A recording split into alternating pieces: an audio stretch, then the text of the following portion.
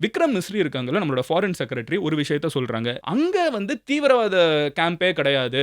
நாங்க சும்மா பண்ணிட்டோம்னு சொல்லிட்டு இந்தியா மேல பழி போடுற இந்த பாகிஸ்தான் கவர்ன்மெண்ட் வந்து என்ன பண்ணியிருக்காங்கன்னு பாருங்கன்னு சொல்லி ஒரு காட்சிய காமிக்கிறாங்க. அந்த ஃபோட்டோல பார்த்தீங்கன்னா, அங்க இறந்து போனவங்களுக்கு வந்து இந்த இறுதி அஞ்சலி நடத்தப்படும்ல, அந்த ஃபோட்டோ காமிக்கிறாங்க. அந்த ஃபோட்டோல பார்த்தா, இவங்க என்ன சொல்றாங்க, அங்க வந்து சிவிலியன்ஸ் பாதிக்கப்பட்டாங்கன்னு. இப்போ இந்தியன் கவர்ன்மெண்ட் என்ன கேட்கறாங்கன்னா, விக்ரம் மிஸ்ரி அவங்க என்ன கேட்கறாங்கன்னா, அங்க பாதிக்கப்பட்டது சிவிலியன்ஸ்னா, சிவிலியன்ஸ்க்கு வந்து நீங்க தேசிய கொடிய போட்டு மொத்த ஆர்மியும் வந்து நின்னு, நீங்க வந்து ஸ்டேட் ஃபியூனரல் ஓகேவா? அரசு மரியாதையோடயா புதைப்பீங்க? அப்ப அங்க இருக்கிறது யாரு? தீவிரவாதிங்க. தீவிரவாதிகளுக்கும் ஆர்மில இருக்கிறவங்களுக்கு என்ன சம்பந்தம்? ஏன் இந்த பிக்சர்ஸ்ல இறந்து போனது தீவிரவாதி. ஃபர்ஸ்ட் வந்து அது இன்னோசென்ட்டான பீப்பிள் கிடையாது. அதுவும் நீங்க வச்சிருக்கிற போட்டோஸ், நீங்க பண்ற ஸ்டேட் ஃபியூனரல்லே தெரிஞ்சிருச்சு. அப்புறம் 2வது தீவிரவாதிகளுக்கு எந்த கவர்ன்மெண்ட் வந்து ஸ்டேட் ஃபியூனரல் குடுப்பாங்க? அப்படி வந்து மிகப்பெரிய தீவிரவாதிகளுக்கு நீங்க ஸ்டேட் ஃபியூனரல் குடுத்துட்டு இருக்கீங்க அப்படிங்கிற ஒரு விஷயம் வந்து அவங்க பேசுறாங்க. அது கூடவே நம்மளுக்கு தெரிய வந்திருக்கிறது என்னன்னு பார்த்தீங்கன்னா, இதுல அப்துல் ரவுஃப் அப்படின்னு சொல்லப்படக்கூடிய ஜெய்ஷ் இ முகமது இந்த அமைப்போட தலைவன் வந்து இறந்து போயிருக்கான். இவங்க யாருன்னு பார்த்தீங்கன்னா, இதுக்கு முன்னாடி இந்தியால இருக்கிற ஒரு ஃபிளைட் வந்து ஹைஜாக் ஆகி காந்தஹார் வரைக்கும் போச்சு. அத பண்ணுனதுக்கு